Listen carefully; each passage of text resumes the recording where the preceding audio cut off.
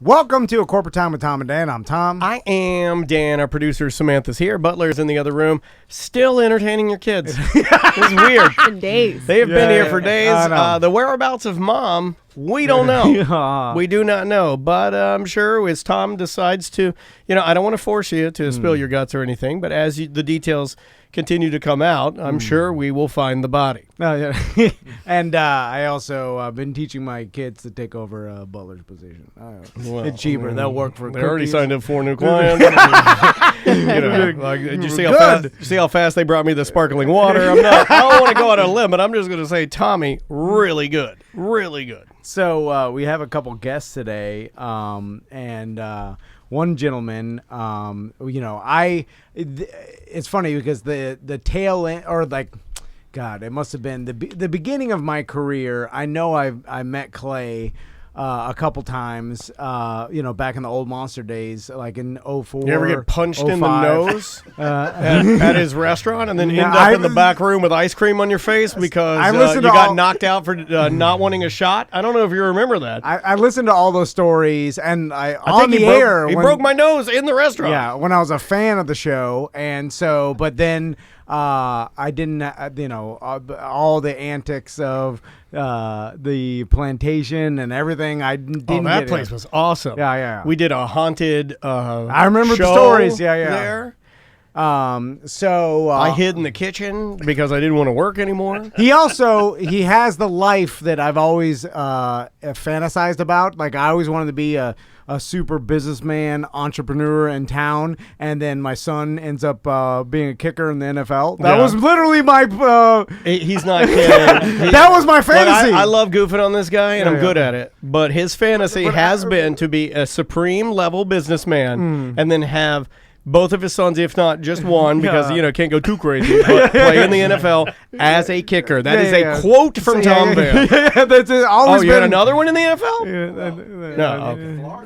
Florida. It'll happen. I know. So Clay Townsend's here, and his son Johnny Townsend's here. How you guys doing? I'm just tagging along. You want to talk to this guy? I know. It's so good to see you, though, man. I don't think I've seen you in, at least 15, 20 years. It's good to see y'all. That's a separate show, the old Fish House days. Yeah, I love the that. ice cream, I got to tell you, you remember the night that Bubba was lost? We were trying to pay him after the Monsters gig. Couldn't find him anywhere. Couldn't find him. I think Howell and I found him in the kitchen. He was eating ice cream out of one of the tubs from the What was an industrial ice cream? Yeah, one of little Briar's. No, it was like a big 5-gallon, just spooning it with a big chef spoon. And he had a big metal spoon that he'd stolen from like a pot rack, and he was just in there eating it. Little did we know the severe diabetes and should not have been doing that. It was the equivalent of him injecting heroin into his veins. He should not have been having that at all. I think that's why his hair's white right now. He's got real white baby chicken hair now. It's like really white. That's a different show. Yeah. We'll talk. Yeah, we'll set that up. We'll set that up. But speaking of, my fantasy of having my son be an NFL kicker, your son is an NFL kicker for the Raiders. Johnny Townsend's here. How you doing, Johnny? I'm doing great. So, first off... You can just tell when this guy walked in. I'm like, yep, NFL player. Right? I mean, there's a look. This guy is a good-looking, buff dude, looks cool, carries himself with ultimate confidence. I was like, I'll never be that cool, man. So, never. And we'll talk about you playing in UF and setting records at UF, but I'm interested because you play for the Raiders, and there's been a lot of buzz this season over the Raiders and what they're doing, and of course John Gruden and the fact that the Raiders are in this year's Hard Knocks. Everybody's excited. Huge. I know all NFL fans are they can't wait to watch a Hard Knocks. I've never heard a buzz about Hard Knocks greater than this one. So training camp starts Friday for you, correct? Sure does. And with that, I'm interested. Do you and the other guys and the other players, do you talk about the fact that Hard Knocks is going to be in filming and HBO is going to be there? Is that like any sort of distraction, or is it business as usual for you guys? How does that work? Yeah, no, it's excuse me, it's business as usual. Okay. It's definitely exciting. I mean, the Raiders, heck, there's no other place to be right now with the buzz from Hard Knocks and Coach Gruden being there, and all the great free agents we signed in the offseason. It's definitely exciting. I wanted to ask you about a couple things. In now, correct me if I'm wrong, but the rules in college are a little bit different than the rules in the NFL when it comes to punting. And can you explain that to our audience? And is it difficult for like a punter in college to now transition to the NFL with it being a little bit different and how coverage and I believe the ability to move like the rugby style in college you can't do in the NFL. Right. Can you explain a little bit to our audience? Sure. Well, that rugby style was so dominant at the college level because, the punter will catch the ball. He'll take several seconds to roll to the sideline. And as soon as the ball is snapped in the college level, every player can release downfield. Right. So you have such a big advantage. So when you get to the NFL, the interior guys can't release until the ball is kicked. So you're just relying solely on your gunners, that are on the sidelines to run downfield and make a play. And so that just adds so many other factors to it. And on top of it, every single person that's fielding your punts is one of the best athletes in the world. Yeah. There's so many insane playmakers that elite. It makes it tough to do your job out there. So, what was your journey as far as becoming a punter? Was it something that you just found like you were naturally good at? Was it something you set out to become a punter, or like how did it work for you? Never. Well, not many people set out to be punters. Yeah, I know. Yeah. I don't think a lot of people realize that. Right. I think people think some of us don't set out to do podcasts. He's a field goal kicker. He's a punter. He started when he was 3 years old, and his dad had him out there. Like the Tiger Woods of punting. Yeah. He's on the Tonight Show. You look at this kid punting. He's 2 years old. So what is the journey for your athletic career? Yeah, no. So I grew up a multi-sport guy. Played everything up until high school: football, baseball, did it all. And I wanted to play other positions. I was a quarterback, free safety, catcher in baseball, and I just kind of loved the glory of the other positions, throwing touchdowns, making big plays on defense. But freshman football, 2009, Boone High School, they needed a guy to kick the ball. We didn't have anybody. Like I said, nobody wants to be the kicker or the punter. So the coach kind of called up a few guys, lined them up, and said, whoever kicks it the furthest is our kicker. So we were practicing on the baseball field at the time. And this must have been Tom. That sounds very logical. Yeah, so the coach tossed us each a ball, and, we all just took a whack at it. And I caught one pretty good, and it rolled, and that's how I became the punter for the team. That's an amazing. They're like, Johnny, you got the goods. That's an amazing story, though, because as much as we want it to be that he started and it punted, he's got posters of all the best punters on his walls, which are really hard to find.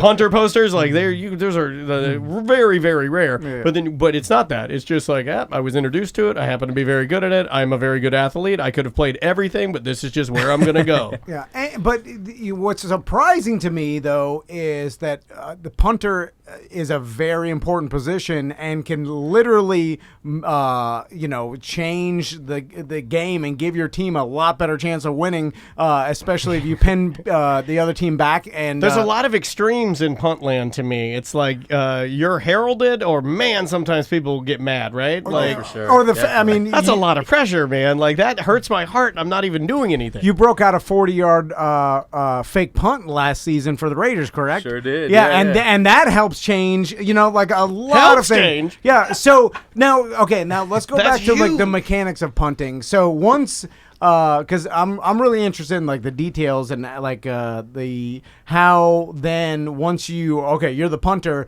then I'm sure there's like a special teams coach that teaches you proper technique and stuff. And how was that journey as far as like from start to finish, or at least, you're not finished yet, but until you got really good at it, how good and like how far did you progress in punting, like as far as yardage goes, and how hard you can kick it when utilizing the proper techniques? Yeah, no, technique plays a huge role in it, and also just developing as a player physically plays into it. Each year as you get older and get stronger, more flexible, the physical aspect helps a lot too, but it is a very technical position because everything ideally has to happen under 2 seconds from the ball being snapped to when it's kicked. So it happens quick. So you have to be, very technically sound and very specific with your movements, and it all plays into it. And so describe to our audience when you punt the football, because I think it happens so fast. Most people don't know the mechanics of it. And I think people assume like, all right, you're like basically presenting the ball gently to your foot as you kick. You know, you're not throwing the ball up in the air or whatever. You're kind of letting it drop, and then you are catching it at the perfect angle with your follow through. Right. I hope you're horribly incorrect. No, I couldn't. Well, this is what me and probably a lot of other people that enjoy that's football what it looks watch. like to me. It looks like there's a lot of finesse, and then you have to take the finesse aspect of what you're presenting and then kick the ever-living ass out of it. And really put some... And I'm always surprised about, just like anybody who's ever tried to punt a football, that you could punt a spiral too. Like that. I can't do it. When you and I were trying to just kick footballs, I was trying to punt them. I can't. Yeah. I played soccer. I can dribble a soccer ball and kick that all day long. I can't punt worth a crap. So what is the goal for you are a pro punter on the highest possible the quality of football. Now, are you punting a spiral for distance? Like, what are your goals when you get out there and punt? Because I know that there's differences. Sometimes if you have a really good kick returner, sometimes the coach will be like, hey, punt it as high as possible and just make this guy fair catch it because we don't want him running. Right. No, there's so much strategy that goes into it. So, we not only look at the other team and the opponent we're facing, but we also play the conditions. If it's a windy day, we'll play to certain parts of the field. You'll adjust the certain types of kick that you have to do depending on the wind and the conditions. But there is a lot of strategy that goes into it. There's a couple different types of kicks that we use. You see the big traditional spirals, and now they're starting to implement the rugby style stuff. It's becoming very common for trying to drop punts inside the 10-yard line and place them towards the sidelines and stuff like that. So there's a little bit of strategy to it. When you kick like a punt a ball, how high can you actually punt it if you were trying for just height? Because I remember when they built the Dallas Stadium, the Jumbotron, first season, there was the story. It happened in a preseason game, so I thought this kicker did it on purpose just to see if he could do it, and because I know the Jumbotron is pretty high up there, and they made it high enough to not interfere with the game, and this punter hit it. So do you have any idea how high you could actually punt a football? I have no idea. Yeah, because it's hard to gauge. That is something that's just never gauged. So we usually just gauge it by hang time. Yeah. Hang time. But we actually played in the Dallas Stadium. We played in a kickoff game against Michigan, and my number one goal was to hit that Jumbotron, and that thing is up there. That thing is way up there. Yeah. You got to really connect with one. I hit it once or twice, I believe, but that thing's way up there. His little brother hit the TV wire cable in the Florida-Georgia game last year. Oh, really? Yes, and it's still a highlight on YouTube. Yeah. That's what is the rule if you hit that? It's just like had to do it over. Restart. Yeah, and so your little brother at UF, same position? Same position, punter.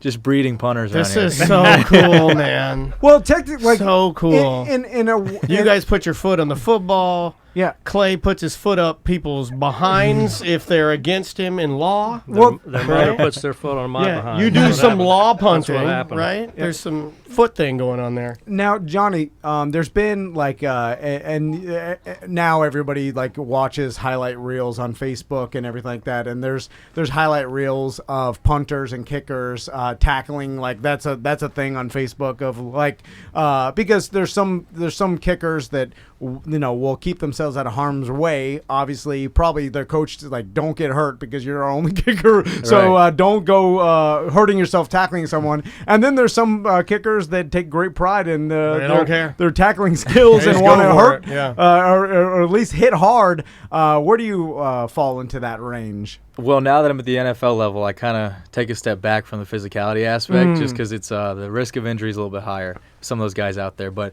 in college, I love flying downfield and trying to make a play. I think my biggest highlight that I had in my college career was against Kentucky. 2017, I believe. I punted a ball downfield, and I was getting double-teamed. I guess that game they decided to double-team me, and I went at one of the guys and just pancaked him. Just put him right on his back, and I think that may be the best highlight of my career. That thing was. Now the other team gets mad, especially the player when anytime you get hit hard by the kicker. It's I'm sure all the guys razz him, give him a bunch of when that happens. Yeah, but have you seen some of the kickers in the NFL? No. Is it something? I'm looking at you right now. If you tackled anybody, I'd be justified tackling. Yeah. It's not you know what I mean? It's the days of the old. There's one nerd out there and he's the guy. Everybody's an athlete nowadays. Everybody is an elite athlete now. It's just not the case. But and also and tell us about the difference between like a place kicker and a punter, because stereotypically, what I've seen, punters have always been bigger dudes, right? Yeah, traditionally. You've always seen the punters being the taller, lankier guys. A little bit of physics play into it. Kind of the longer levers you have, the higher you can kick a ball and the further you can kick a ball. That's kind of played into it a little bit too. That's just physics, right? Just physics. And then you see, some of the shorter kickers say they can control their bodies better. Just being more compact and having shorter limbs, they feel like they can be more specific with their movements. So there's a little bit of physics that plays into that. Sure. For me, I think the most nerve-wracking. It's interesting because everybody with anybody in special teams and all the kickers, the stereotype is the other team or the teammates of he's a kicker, but they have the most important, and for me it's on you to make this play.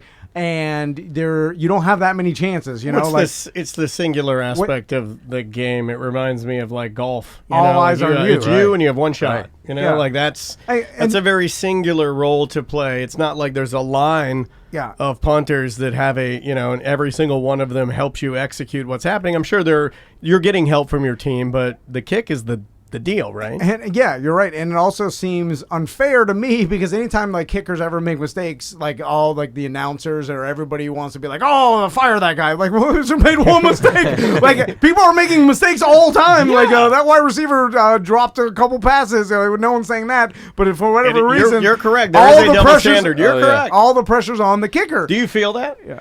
You do sometimes because you only get so many opportunities a game. Like you said, you could go out there maybe 3 times all game, and you're expected to be perfect on every single rep. Yeah. I mean, that's the standard. I mean, that is the standard, though, at the NFL level is you've worked so hard for so long that you should go out there and be perfect. So they expect that. God, that's giving me anxiety, man. Especially knowing the NFL and appreciating the NFL as much as I do, and because you and I are huge fans. To hear an actual person that does it say that, but say it coolly, it's making my hairs on my arms stand up. That's a lot of anxiety. And speaking of anxiety, I'm guessing you practice punting so much that it's second nature to you. Give me anything, I'll punt anything, I'll punch you. Punt you, watermelon. But what do you need? But you forget about the other transaction of that is catching the ball that's hiked to you by the center that has to do it perfectly. I don't even want to do that. And if he throws it in the wrong place or hikes it in above you, you have to correct. You have to pivot, right? So do you have a plan for each type of bad snap? Have you ever had a snap go over your head? And then what is usually the plan for that or what are your coaches or how do they coach up for that? Do they tell you fall on the ball, don't make a mistake, try to turn it over or whatever, or should you try to get rid of it? Do you throw it? I've seen kickers panic before and try to throw a pass that they have no business throwing, a wobbler, and then it gets intercepted. What is the plan for that? I'm always curious. There is no plan. Okay, you just react. You try to do the best you can given the scenario, and but that just shows how much a long snapper can play into it. The long snapper, he starts the whole play, and he can control the fate of the punter and the kicker. If you got a good one, he can make you really successful. And it's special what those guys can do sometimes. I mean, when you're down there for a PAT and they sling back a ball and they can control every single rotation to where I catch it perfectly in the perfect spot and I can place it down for the kicker. So they got a very specific high pressure job too. Do you nowadays? It seems like a lot more analytics are going into the game, and it seems like a lot of coaches are faking the punt and going for that, and because there's a lot of success in doing that, and also the more you do it, the more your coverage teams then starts anticipating you possibly doing that, which causes other things to happen. Things up a little bit. Yeah. Right, and do you see a lot more fake punts in your future? Do you see that in the NFL in total? I do, definitely. I expect to run a couple more in my career. They're fun to do, and if they go right, they can change a game. So, there's a little bit of risk to it. You got to have some, risk takers that are willing to run the plays, and everybody has to kind of be on the same page too. But they can change a game, the whole momentum. Oh of yeah, which absolutely, is cool. Definitely. And it puts the other team on tilt too, because you do a one per game. I mean that lasting effect of that 40-yard run that you did, I'm sure reverberated into all the other teams that played after you. Is this going to happen again? Right. Yeah, it'll cause them sometimes to not blitz as hard, and they'll go into more of like a return look, and it gives us more time to punt the ball and easier to protect and everything. So can I ask a really stupid question before? Because I know you get super technical, but sorry. It's awesome. I want to know, like, how many times if you're practicing, do you have to put your foot on a ball? Like, how many, or do you worry about like overtraining, over kicking? I mean, because it's different. Like if you're putting, okay, you could do that, but you can't drive that much. You're doing it's a pretty violent motion. I mean, you're kicking a ball with precision. Hard. Yeah. I mean, really hard. And trainers will tell you don't do it too much. Because I'll give you for instance, when we were working for Orlando City here in town, we had a deal where we would have the players kick into a net, and then we'd run like a speedometer on them, or what do you call that? A radar gun. Yeah. To see how fast they're actually kicking the ball, and then we'd keep a total. With the trainers, they hated it, and they actually shut it down and had to pivot because MLS and Audi, they were like, no, you can't do that. You could injure somebody doing that. Well, look, thankfully we didn't write the bit. We were just executing it because. But my point is, like, is that something you worry about? And do your trainers come to you and say, like, all right, you can only do X amount of kicks? Yeah, so we just monitor ourselves. The number one thing I can compare it to is a pitch count. You got a pitcher up there on a mound. I mean, they can only throw so many balls as hard as they can before, your body starts to break down. So some guys do put, a count on it and go out and say, I'm going to kick 40 balls today, and then they shut it down. But I'm just more of a feel guy. I'll go out there and swing my legs at the ball as many times as I feel I need to, and if I'm starting to get a little bit of sloppy, lose my form, I'll just shut it down. Yeah. So you don't over kick and cause yourself any sort of injury or whatever, because that's the biggest concern, right? Exactly. Yeah. Exactly. I got two more questions for you. I know we got to take a quick break, and I want to have a couple questions for Clay. But one is, because we're soccer fans too, and like everybody always gives a lot of crap to soccer fans for flopping or falling when it seems like a player now. It's odd. It seems to have infiltrated every sport. Well, it's part of the game. Except for maybe golf, and it'll happen. Here's the thing. It's coming. If you look at it the other way, which is you're trying to...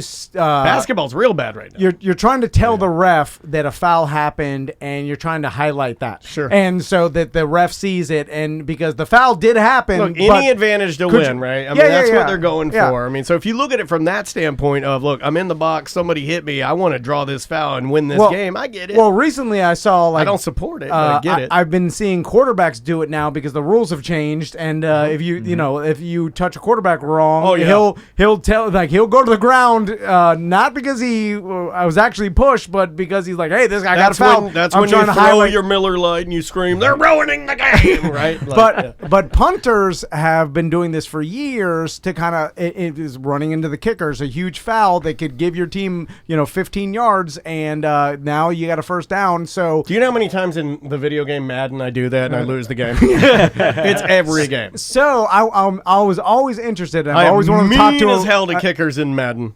Is it an unspoken thing?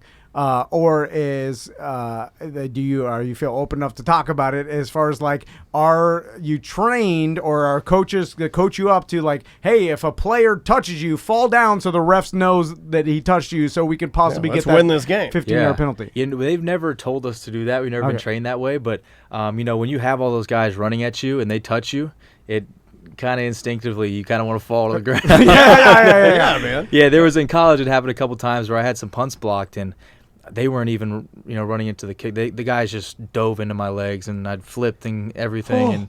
And but you're pretty vulnerable back there. You're just kind of looking down and just swinging your leg and hoping nobody takes you out. Yeah, there is a and plus your scary plant factor. foot. If someone runs into it or falls into it, it's kind of like an offensive line where they're constantly getting knee injuries because people just falling down when gigantic men are falling all around you and you're trying to kick a ball. I mean, standing back there with the one thing that every team wants, which is the ball, and then having every giant man run full speed at you is very scary to me.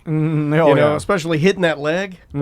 Yeah, Tom, I got to tell you what he's talking about when it happened. SEC championship, Alabama, twice. These ain't just some guys running in. These are monsters. Yeah, real deal. Yeah. They're ready for the NFL. They're moving they on. hammered him. I had to go get a beer. Yeah. My nerves were shot. Oh, I bet. I was going to ask you about that, Clay, when we would take a break. Last question, Johnny. How many backup punters are on a team? Because I know I remember last year, I believe the Rams kicker, the time he had a hamstring injury, and then they just we don't have a kicker, so they didn't kick that game, which was the first time I've ever seen that. I just assumed that there's always a backup place kicker, a backup punter for every single game, but with you can only have so many people on your roster. I don't know if they plan to have like a backup punter because it's rare for them to get injured. So do NFL teams have backup punters if you got injured during the game, or would it just be like a no punt scenario? Yeah, so from a roster standpoint, they like to carry just one of us at each position. So one snapper, one punter, one kicker. But going into each game, they try to have an understanding of who the backup guy is going to be. Last year, first game of the season, Monday Night Football, my long snapper got injured. Oh, no. And we were scrambling to figure out who we were going to put in, and we brought in a tight end, Lee Smith, who actually did an awesome job. He just slung that thing back to me, and we got through the game. But, they just try to figure out who the guy is going to be. That makes me feel better knowing that most NFL teams run sort of how we run here in our studio. Who's your backup? Who's your backup? This computer died this morning, and I got no backup. My son, I bring him in at the very back. Record this with your speaking spell. Could you actually place kick? Have you tried? Is it even advantageous for you to practice that in case your place kicker gets injured, so that you could possibly do it? Or definitely, it adds so much value to a player especially if you're a kicker or a punter. If you can do both, it makes you so much more valuable at the NFL level. Just to be that backup guy if things go wrong. So it's definitely advantageous to work on that. Do you know how to place kick? So I never actually place kicked. I never played soccer growing up, and that's where the leg swing translates from. But if I had to go in there, I could boot a kickoff and take a hack at a field goal. So. Oh, really? Yeah. It's like wearing many hats. Yeah. It's like knowing how to. I mean, I've always said that. Like in what we do, being able to talk is one thing, but being able to edit, being able to know your way around the software, that's important to have all those other skills, because if something happens, you can step in there and save the game. Hopefully. I'm sorry. One last question: is there anybody in the NFL that scares you in defense, right? As far as kick blocking, that you are look out for him. Yeah. This guy can get there quick, and he is the best blocker on this team. Is there anyone specific, or? So they put all their best players on special teams. So when I was in college, they just most of the teams we played, they threw their backup guys in there. They threw bench players in there, just some guys to get them on the field. But at the NFL level, they have players that are specifically special teams players, like guys that practice that all week and will go in and execute. So they're coming fast. They're coming fast, and then they know what they're doing, and it can be scary sometimes. One more question: was the transitional speed from college to NFL as great as we think in our imaginations as non-players? What you're imagining is true. Okay. Yes, whatever you're thinking of is true. Yeah, because I think it, even though people say, oh, this college team's amazing, I just, for whatever reason, I've always thought, no, when you get to the NFL, everybody's just mega fast. It's the best player on every team on that team. Yeah, it's so competitive that every player on that field is the best. Can you, at this point in time, because you've been doing this for so long, One last question. I'm sorry. One last question. We're going to name this show. I know. But can you gauge while you're in your, the motion of the kick, and you see someone coming and diving, but that millisecond of time, you're like, oh, he's going to hit it and hold the ball back, or go ahead and kick it before he gets there. Because sometimes it's a millisecond of that person, getting 6 inches before that punter gets it off. Right. One of the swaggiest moves I've ever seen a punter do was Huber from Bengals. He saw the guy and kind of went behind his back with the ball and tried to run for it. He got tackled, but he saw the guy coming to take the ball off his foot. And he kind of went behind his back with it and just kind of ran away from him. It was the coolest thing. Yeah. There's got to be tricks, right? There's got to be tricks. We have to take a break. Yes. So I'll let you take us to break, and then we'll come back and we'll pick Clay's brain a little bit. Yeah. We'll be right back with more corporate I'm going to time. eat my sandwich. Welcome back to A Corporate Time with Tom and Dan. I am Dan. I'm Tom. Samantha, our producer, is here, and we have some very special guests in the studio, my man. Yep, Clay and Johnny Townsend, they're here. Real quick, Johnny, you got a charity that, it does a lot. And can you explain how you got into it and where people can find your charity? Yeah, for sure. So back when I was at University of Florida, we had a really cool kind of program for student athletes that would take them and send them out in the community and do community service and appearances, and one of which was to the pediatric hospital at Shands, which is right there in Gainesville. So they took a group of us guys there one day and got to talk to some of the kids that were receiving, different infusions and whatnot, and I kind of just got to develop relationships with some of the kids there. And, they were currently in an old infusion clinic that needed some renovations. And, as my career went on at UF, I wanted to figure out something I could do to give back. And, I felt that my platform had grown enough to where when I was leaving for the NFL, I could, set up a foundation and a fund and do some fundraising to help out with the renovations they were trying to do. So I launched the Johnny Townsend Fund. Fall of 2018, and we've been doing some fundraising ever since. Awesome. And where can people, find it online and get involved? Yeah, so I have a link to a online giving page, which kind of gives the background of who I am and what my passions are and why I'm doing what I'm doing. And it's in our Twitch chat room right now, so anybody that's watching this, you can just click the link. I mean, Samantha's been really good about putting that stuff in there.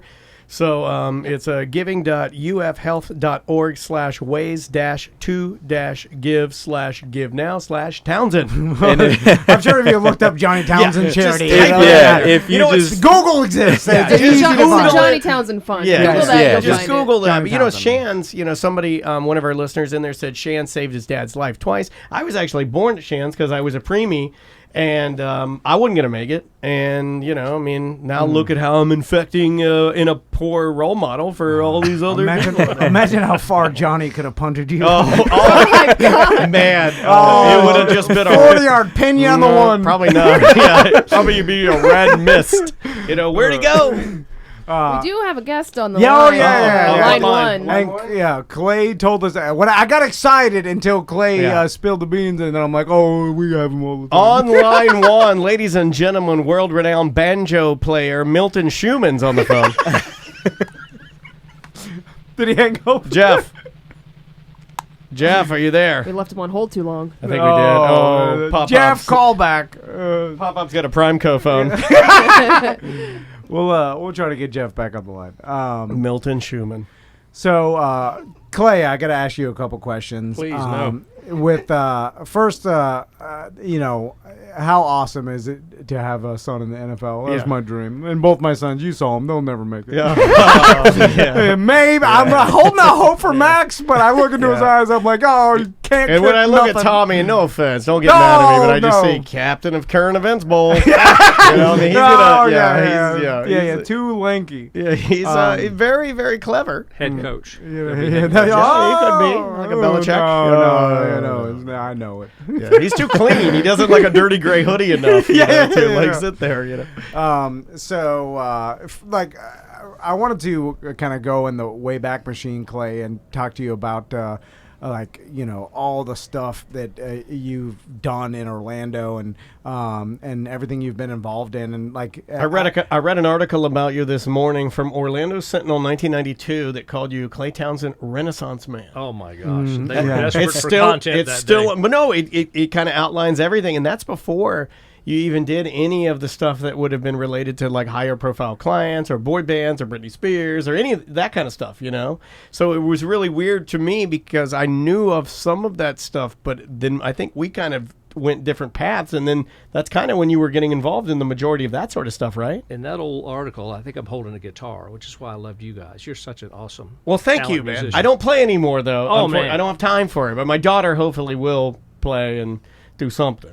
When the wife was out of the room, I'd make the guys listen to the Monsters hits and Daniel Dennis's song "Serial Lover," "Rest Easy," that one. But I would not let them listen to Scissor Grind. No, never listen to Scissor Grind. Oh my gosh! I wrote it, and I'm not proud of it.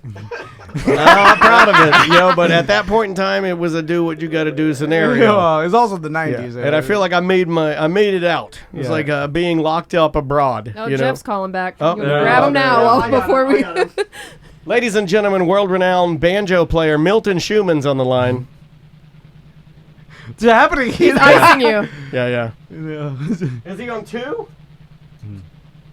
No, he's dead. Oh, no. No. Well, Dang. we'll just have to do it some other time because we got limited time. We're running. We actually only have about 5 minutes, Tom. So you might as well get all your NFL questions in now. Well, I had one more question for Clay.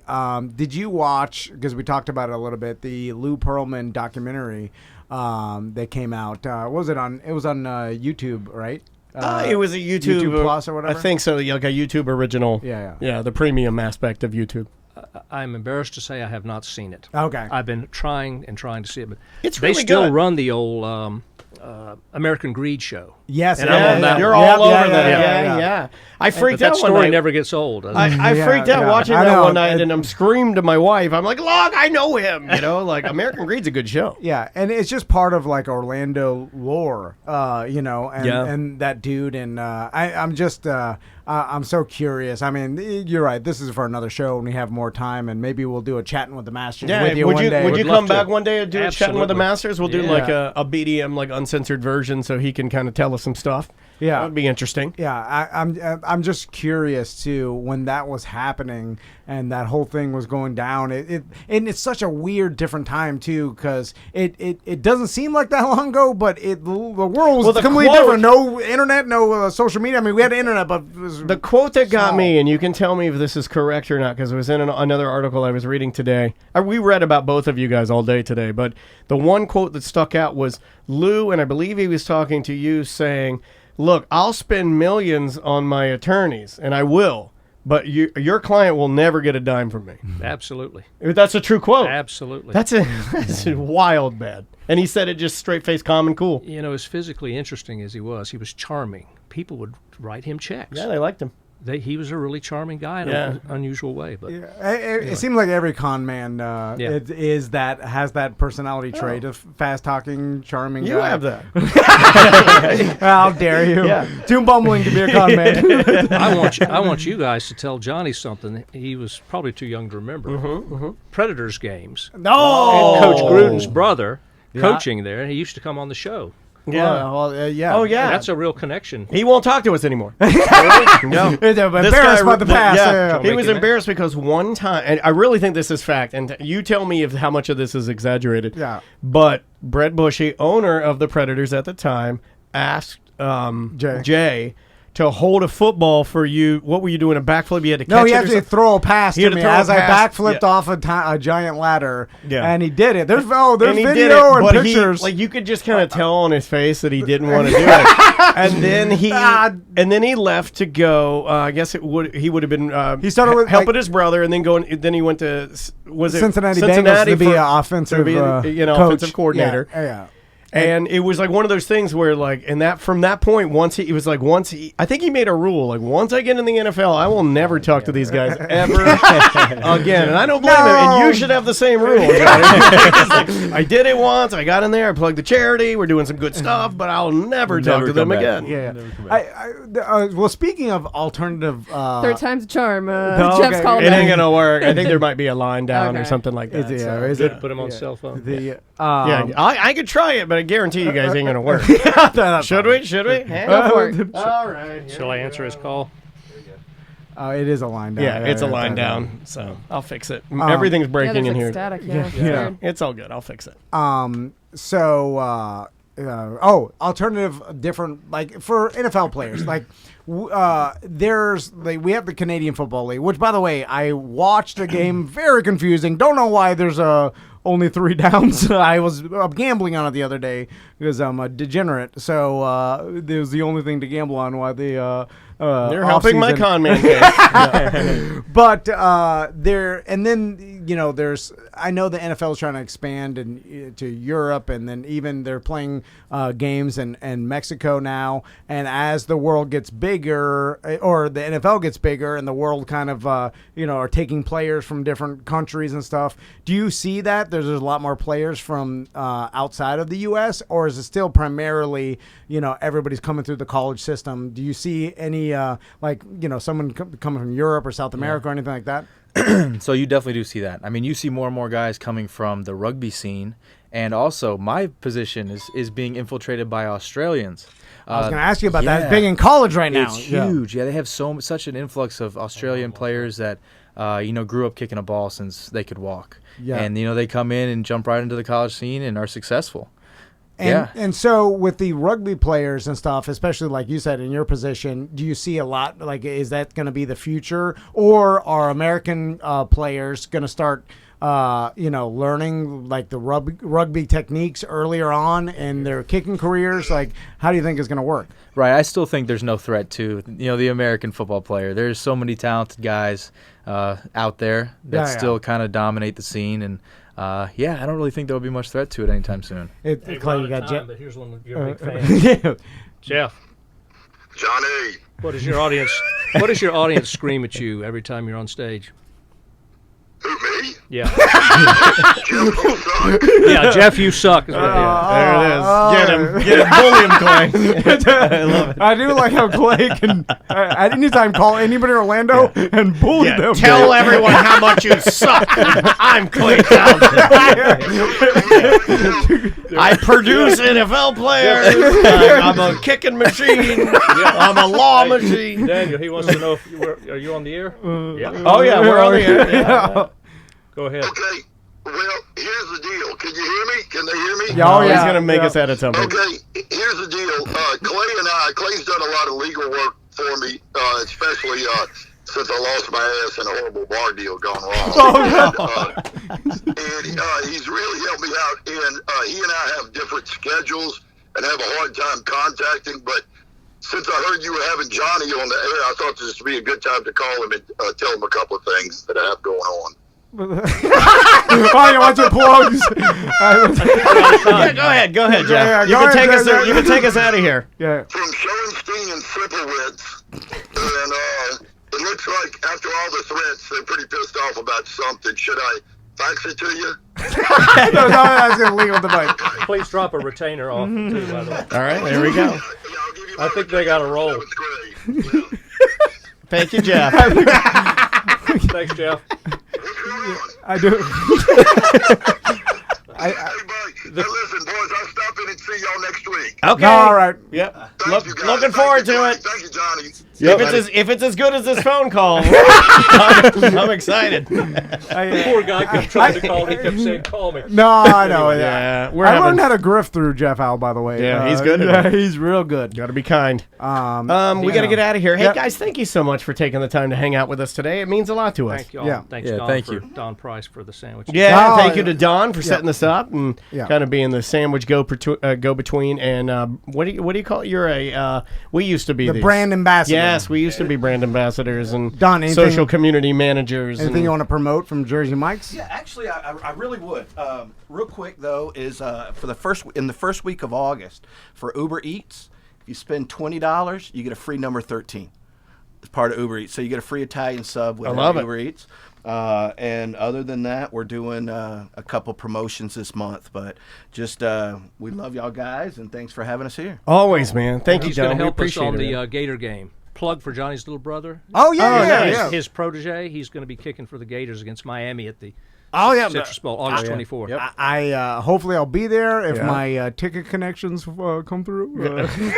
Is that what you're throwing out there right now? No, Are you I put the emails I thought you were out. asking them for tickets. No. Is that- I put the okay. emails I thought that was out the to- Jeff Hal Griff. no. Yeah, you say it in front of them, and then you act as if you don't know, right? Yeah. But we're going to be working on some things together. Well, I love it. Well, thank you guys for coming in. Thank you for lunch, Don. We appreciate it. Clay, always a pleasure seeing you, man. And Johnny, more than an honor to meet you, man. And good luck with everything that you do. Thank you so much. Thanks, Kip, for having us. We appreciate it. Yep, no It was a problem. good time. We got to get out of here. Yep. Anything else? Nope. We'll see you guys tomorrow.